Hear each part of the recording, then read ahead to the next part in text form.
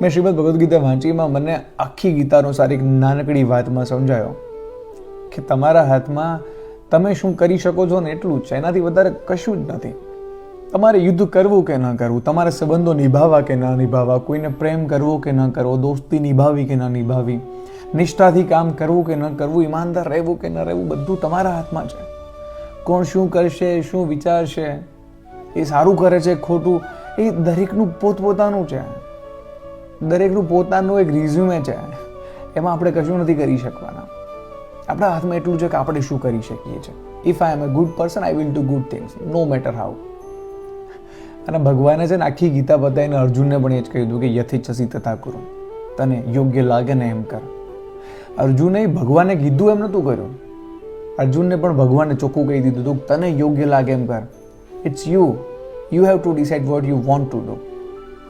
બસ આટલી સરળ વસ્તુ છે. આટલામાં આખી ગીતાનો સાર આવી જાય છે અને આટલામાં જ લગભગ મોટા ભાગના પ્રશ્નોના જવાબ મળી જાય છે.